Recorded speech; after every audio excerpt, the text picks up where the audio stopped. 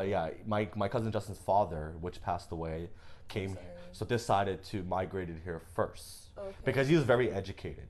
Like he was a very smart guy. That's my dad's brother, very smart guy, and he had the opportunity to come go to school here in Canada. So he took the opportunity. He was the first one out, and he was living here for a few years, and then after a while he was able to sponsor my dad to come here. Okay. And at the time my mom and my dad were together, but they never got married in Guyana. I don't know if they got married in Guyana because I did saw some wedding photos.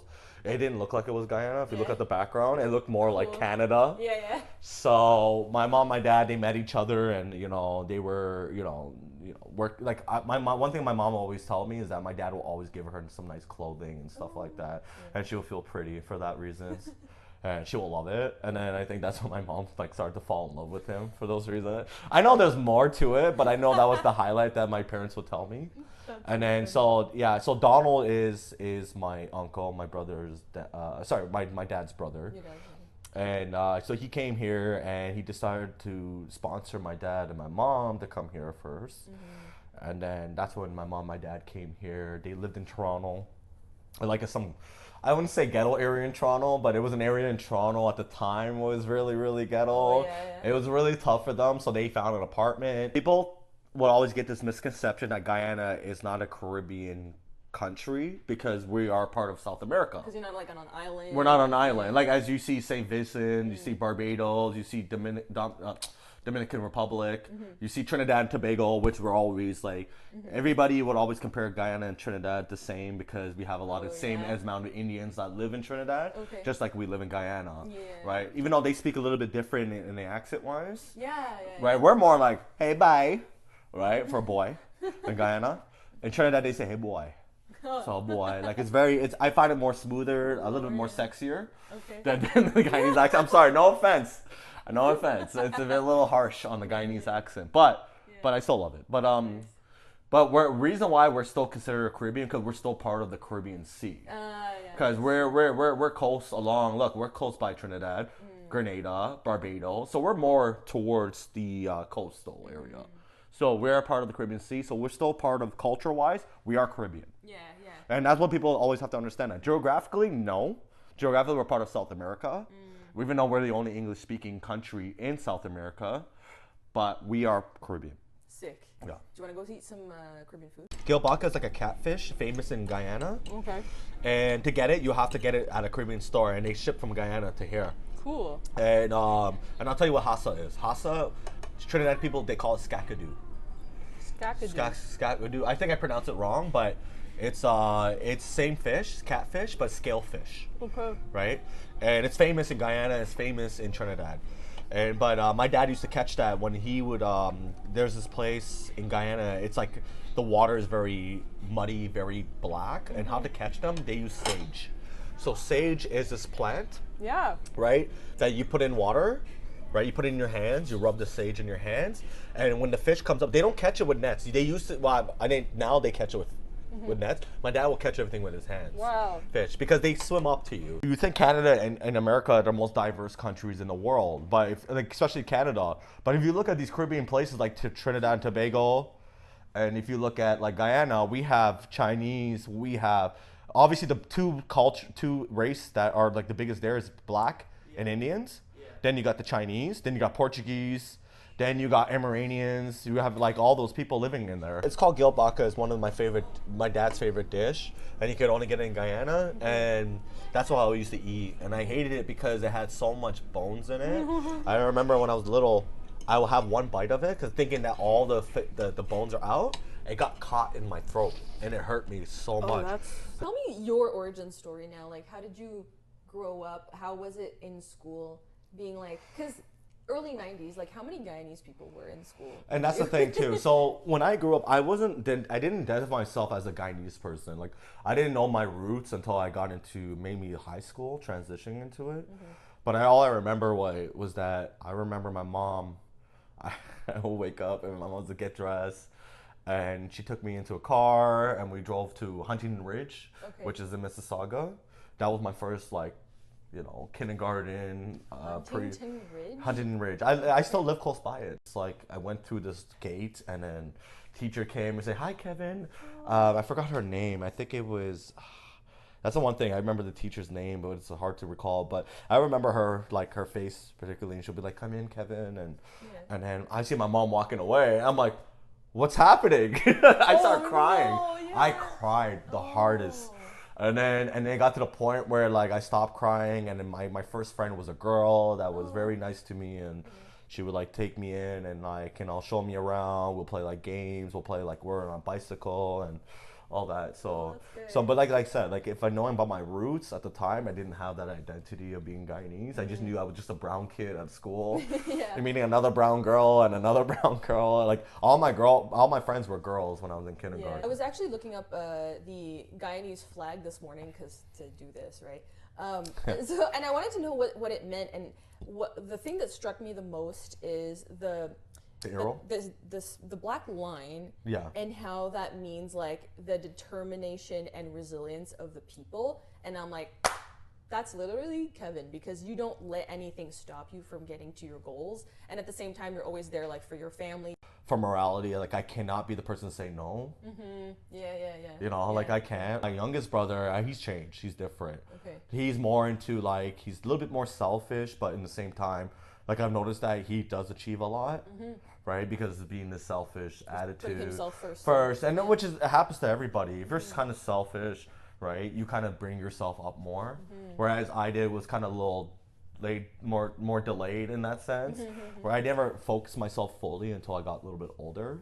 Because I always wanted to make people happy, and I think that's what it was like. But all I remember was that I remember my mom. I would wake up and my mom would get dressed, and she took me into a car and we drove to Huntington Ridge, which is in Mississauga.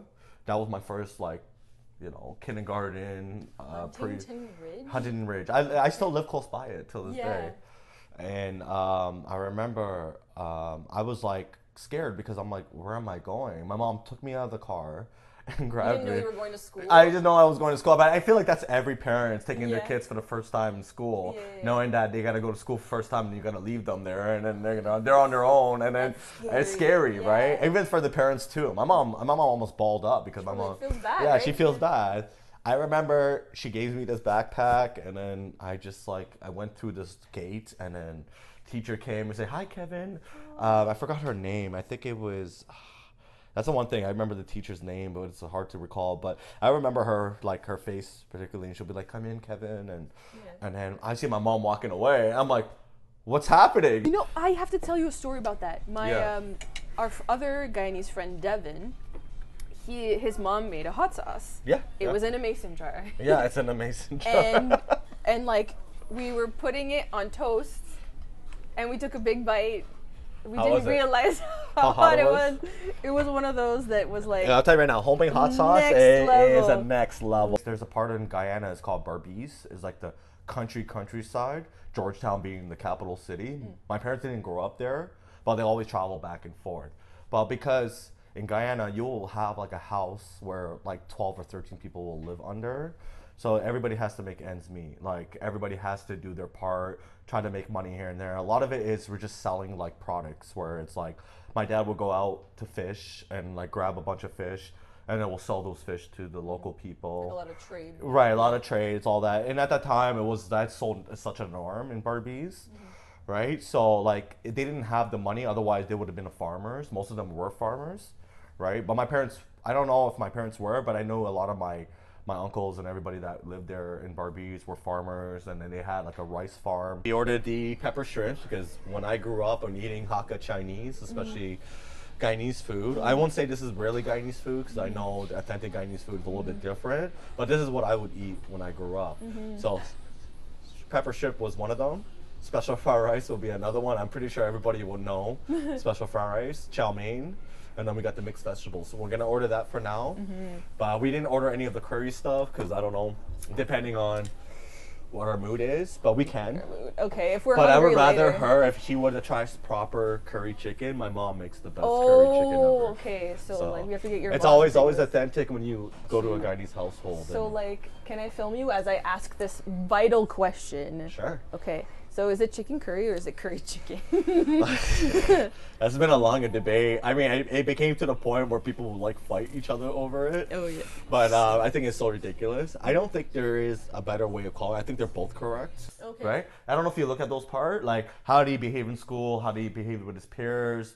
Was he, outspoken? You know what I mean? Was he, participating in a lot of different, projects and whatever? They look at that more. Okay. So I had a lot of S's. Satisfactory. S is like the D grade of, you know what I mean? I think I had a few N for need improvement. Oh. Growing up in my home, like we have the Guyanese dishes. We have our curry chicken.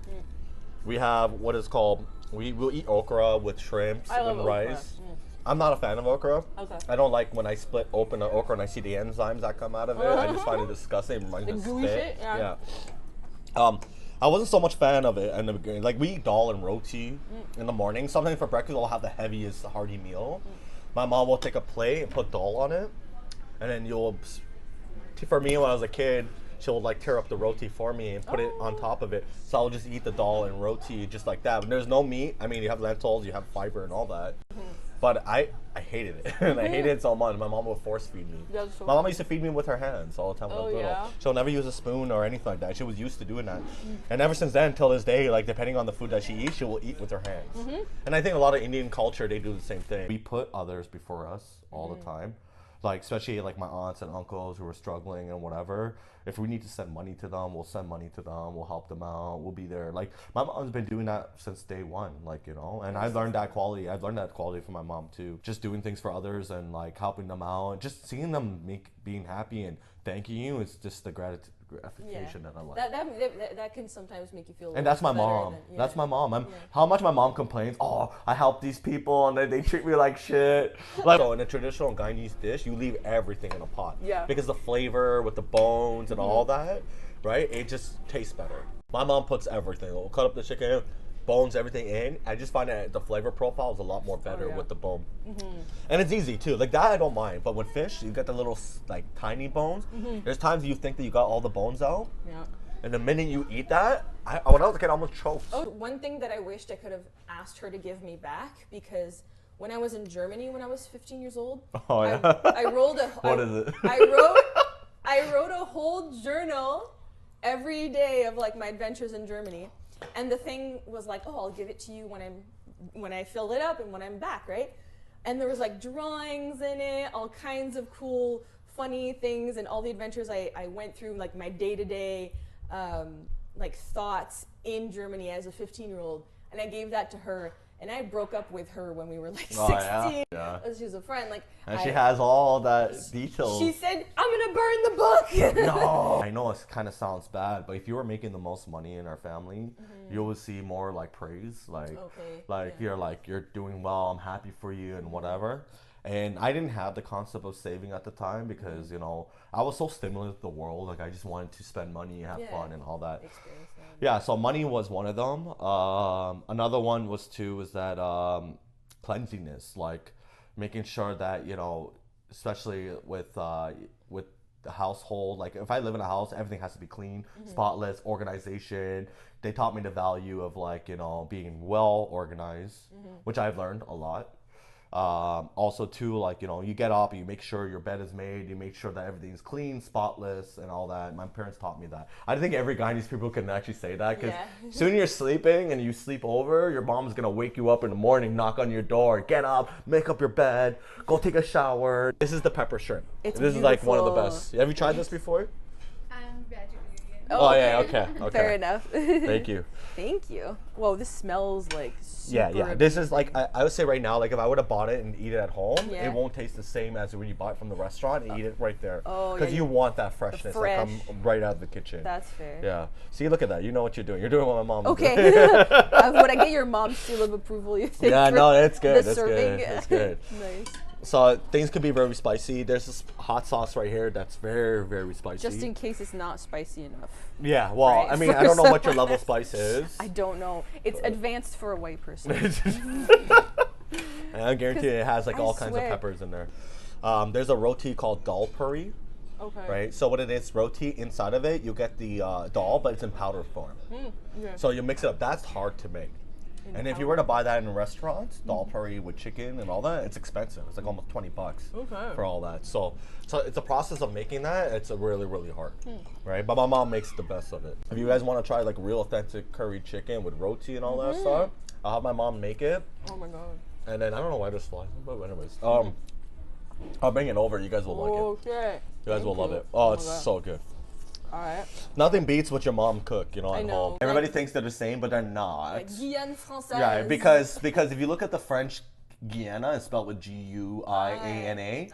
Guyana is spelled with G-U-Y-A-N-A. Yeah. But back in the days, you used to call it British Guyana. Oh, they did. Yeah, French Guyana and British Guyana. Because when we took over independence from the British, we decided to change the name to Guyana. Otherwise, it would be called Guyana. Okay. So is it chicken curry or is it curry chicken? That's been a long debate. I mean, it became to the point where people would like fight each other over it. Oh yeah. But I think it's so ridiculous. I don't think there is a better way of calling it. I think they're both correct. Yeah. I just think that the way you grew up and what region you grew up. So in Guyana, we say chicken curry. In places like Trinidad, sorry. But I'm sorry, we're not trying to. I have one good friend at work. She's Trinidadian. And they say curry chicken. She might say, yeah, I have to ask her. Yeah, I know, it's curry chicken. They're flat on curry chicken. We're chicken curry. So if they were to try what's the proper way of saying it, they're both correct. Yeah. I'm like, at the time, $1,000 a lot when you're 18. Yeah. Right? Like I felt like a baller at the time, and I bought my first like nano iPad thing. It was one of the touchscreen ones. Yeah. Where it's not a phone, but it's like an iPad pod with music, but also you can go on apps. Was it the iPod Touch? It's like an iPad. It was like an iPod, but it was like the bigger one, right? It was like it was like a little rectangle. But at the time, they called it the iPod. Yeah, iPod Touch. iPad, not iPod. Oh, it was. It was a pod. Oh, it was a pod. It was like a rectangle like iPod. A phone, but it was for the music. Music only. It was the iPod Touch. Touch, the Touch, yeah. Nice. So I had that first time. It was the best thing ever. I love the iPod. And I was able to like download apps and play games on it as well. Unless you're on Wi-Fi, it was the best thing. Yeah. We eat dal and roti in the morning. Sometimes for breakfast, I'll have the heaviest hearty meal. My mom will take a plate and put dal on it, and then for me when I was a kid, she'll like tear up the roti for me and put it on top of it. So I'll just eat the dal and roti just like that. When there's no meat, I mean, you have lentils, you have fiber and all that. But I hated it. And I hated it so much. My mom would force feed me.